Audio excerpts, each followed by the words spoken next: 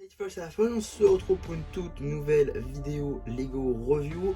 Aujourd'hui du set 71 855 avec 347 pièces, recommandé pour 7 ans et plus dans la gamme Ninjago Dragon Racing, sorti le 1er janvier 2026 au prix public de 44,99 €. On va bien évidemment parler du combat du dragon Ryu, en commençant tout d'abord par les mini-figurines. Juste ici, vous avez la chaîne de Nia, aussi appelée Dragon, Nia aussi appelée forme Draconus de Nia.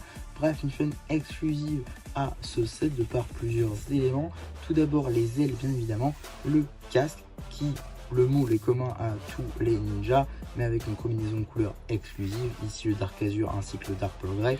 Et on aura également la pièce de queue qui dans cette couleur est également exclusive à ce set. Pour ce qui va être du reste des éléments, notamment je pense ici au torse et les jambes, ça apparaît également bien dans la toupie contre le monstre mutant. Et également pour ce qui va être de la tête, ce sera la tête Ninjago Dragon Racing saison 1, donc on connaît depuis 2023, on connaît donc très bien maintenant. Si je lui retire tout son attirail, on pourra donc apercevoir la première expression faciale avec la visière qui sera en fin canon. Et si je retourne la mini-chaîne, on pourra donc apercevoir les imprimés du torse, donc la continuité de l'armure en doré, ainsi que les écailles du dragon, plus la seconde expression faciale avec une Nia souriante. En termes d'accessoires, un katana doré. Juste ici, vous avez la nouvelle version d'Arin, une chaîne qui n'est pas exclusive à ce set, normalement plutôt cool d'avoir tout de même avec le set de Ryu, étant donné que le seul autre set où on peut avoir cette version d'Arin, c'est dans le set du Dragon de la Vie à 100 €. Donc effectivement, deux seuls sets pour avoir Arin. Alors c'est bien déjà qu'il ne soit pas exclusif non plus à un seul gros set. Néanmoins, seulement deux exemplaires vous pourrez avoir Arin. Ça c'est un petit peu dommage à ce niveau-là. Sinon, il y a beaucoup de pièces qui ne sont en réalité pas bien exclusives. Tout d'abord, nous avons la cagoule que on connaît maintenant depuis sa toute première version en 2023, de même pour la tête depuis 2023. On a également l'épaulette de DR1 que Sora avait, que maintenant Arin a récupéré, donc là encore rien de bien exclusif. Ce qui maintenant est une nouveauté par contre, c'est tout simplement le torse ainsi que les jambes qui sont clairement une référence à sa version de 2025. Voilà, on peut voir cette tenue comme une version un peu plus purifiée de sa version maléfique de l'année dernière.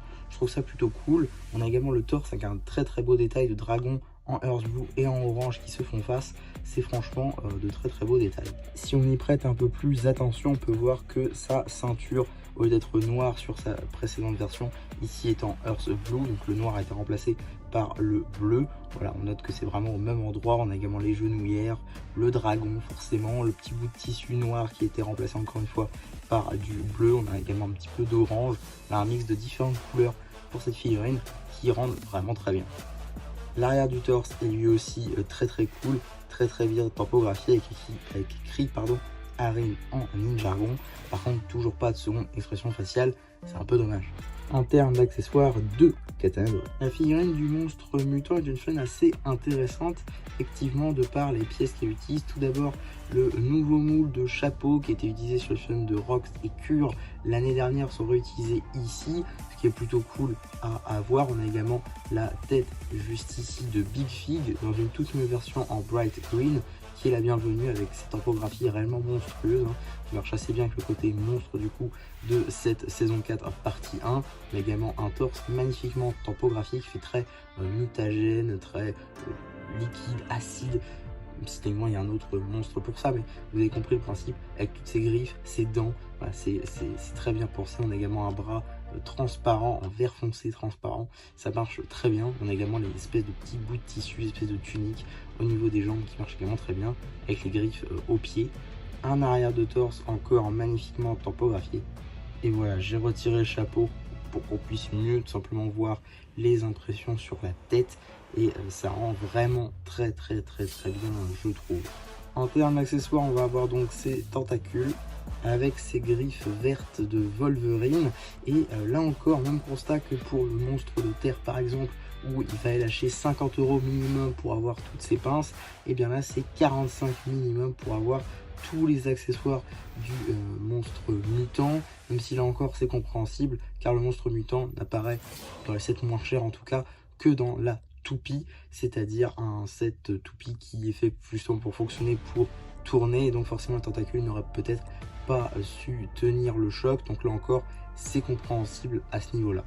Juste ici, vous avez la chaîne du Loyalist, une figurine plutôt cool à avoir, je trouve, étant donné que elle est très peu disponible, seulement dans 3 sets, si je ne dis pas de bêtises. Il me semble que les Old Town en ont minimum 1, et pour ce qui est du deuxième, il me semble que c'est le set du Treehouse, si je ne dis pas de bêtises, au pire je me corrigerai en commentaire ou en description, bien évidemment. En tout cas, on a pas mal d'éléments à voir. Tout d'abord, le torse et les jambes sont communs avec le chef Loyalist. Pour ce qui va être de la tête, c'est une exclusivité à cette figurine là et à la vague de janvier 2026 en particulier. Et pour ce qui va être de la cagoule, bon voilà, c'est l'ancienne version, contrairement par exemple à celle du chef Loyalist, ici en Dark Red. Voilà, rien de bien exclusif. On a néanmoins 2 expressions faciales, juste ici avec un sourire et juste ici où il est un petit peu plus mécontent. À noter également du coup l'arrière de torse avec le logo des monstres élémentaires.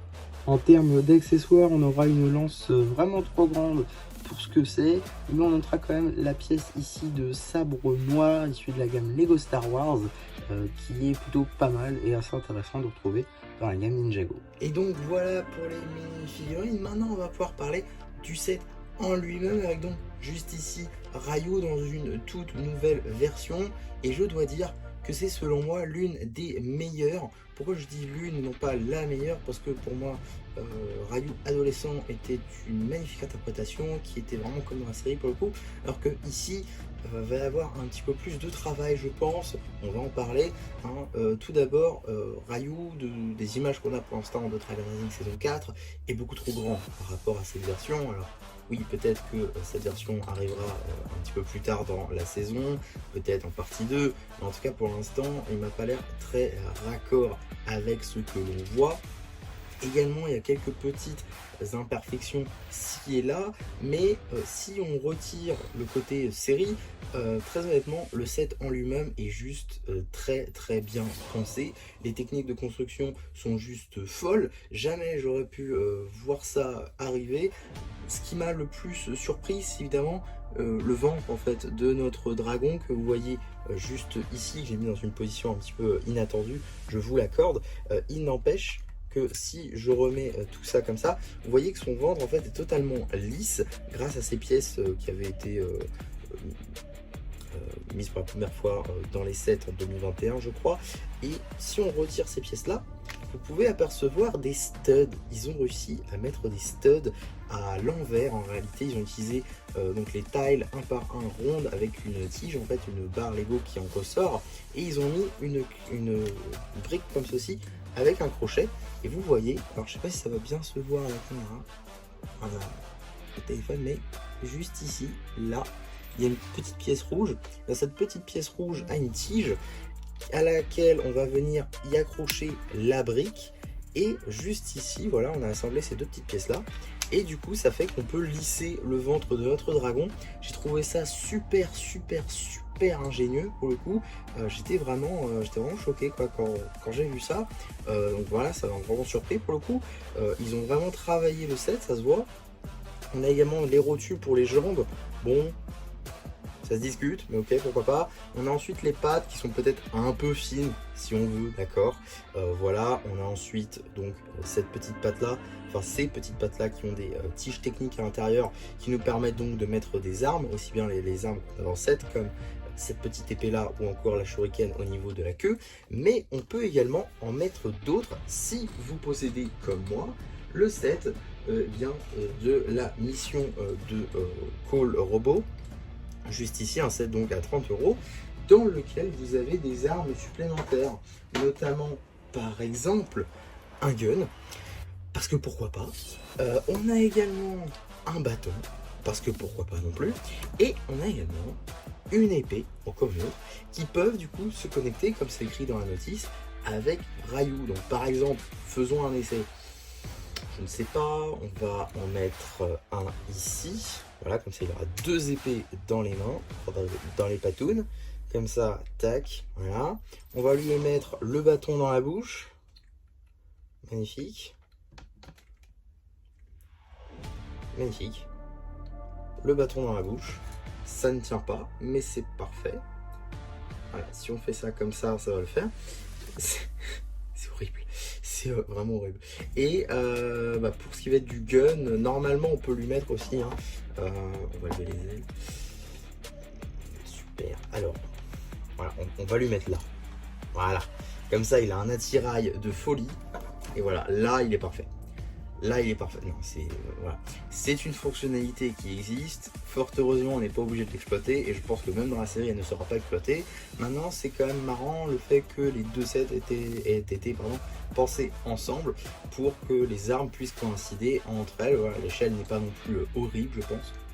Donc voilà, à ce niveau là on va évidemment retirer tout ça parce que c'est assez disgracieux, hein, toutes les armes qui ont été rajoutées. On va d'ailleurs retirer toutes les armes à vrai dire, même celle du set, sauf peut-être la shuriken au bout, parce qu'à la limite pourquoi pas. Tac, donc voilà, ça se retire assez facilement, hein, c'est du technique, il n'y a rien de trop dur et d'insurmontable. Et donc si on maintenant passe plus au set en lui-même plus que ce qu'il y a autour, on peut noter notamment ici une tile topographique qui reprend le logo des robots élémentaires, mais un petit peu changé, voilà, qui est au nombre de 2 sur cette armure dorée de Ryu, donc ça c'est plutôt sympa. On a également les ailes qui ont été introduites l'année dernière, on a déjà eu le droit en 3 modèles différents, en Sand Blue qui sont réutilisés ici, en Earth Green, mais également en rose sur le Dragon Round 2. Donc voilà, on a également cette nouvelle pièce là en opale, franchement une magnifique couleur sur une magnifique pièce, ça fait le taf très clairement. Et du coup on a 3 dans ce set, on a 2 au niveau des pattes et on en a une au niveau de la queue qui est plutôt bien pensée avec du coup ce système à clip. Par contre on voit totalement, donc ça c'est un peu dommage, mais sinon voilà, ça permet de l'orienter un petit peu comme on veut. Et après c'est des rotules comme ceci pour la queue, donc voilà, plutôt bien pensé, ça permet de faire tourner ça, alors plutôt voilà, ça permet de la faire tourner tout simplement. Alors on notera aussi que si je retire ceci, bon, la pièce est partie avec, ça c'est aussi un petit défaut, mais on peut noter voilà ce qu'on avait en fait dans la série, hein, c'est-à-dire une espèce de d'arche en griffe au niveau de la queue, au bout de la queue, donc ça c'est cool. Également, petite théorie de ma part, est-ce que ce serait pas la forme Dragon Source de Ryu? Pourquoi j'ai dit ça? Tout simplement parce que généralement, par exemple je prends l'exemple de Thunderfang, au bout de sa queue il a un petit logo de Dragon Source, et donc je me disais que peut-être c'était l'interprétation de Lego pour un logo de Dragon Source, c'est ce qui ferait pourquoi est-ce qu'il l'a au bout de la queue, et pourquoi est-ce qu'il l'a également ici, en plus de son armure dorée, et du coup de ce petit logo qui serait son logo de Dragon Source. Ça pourrait coller je pense, en tout cas on verra quand Dragon Rising saison 4 sera sorti. Alors on a également ce petit problème là qui était déjà présent sur l'interprétation du robot combo de l'année dernière. Voilà, les rotules en plein milieu qui sont vraiment très disgracieuses pour le coup, qui sont à peine couvertes par les ailes. Heureusement les ailes ont une grande envergure, ce qui fait que comme ça les cache un petit peu, mais voilà, on notera toujours ces petites pièces de 2023 qui sont utilisées pour les griffes ici. Sinon, on a également ces pièces-là qui étaient déjà utilisées sur la précédente version de Ryu.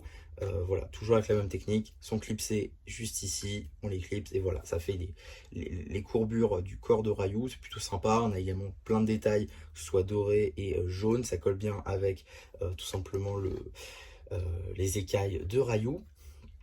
Et également, le plus gros problème du set, à mon sens, c'est la tête. Ils ont réutilisé la tête juste ici de Ryu, en fait, la tête classique. Or, le problème, c'est que voilà, il a une mâchoire inférieure, ce qui fait que, en gros, il a double mâchoire.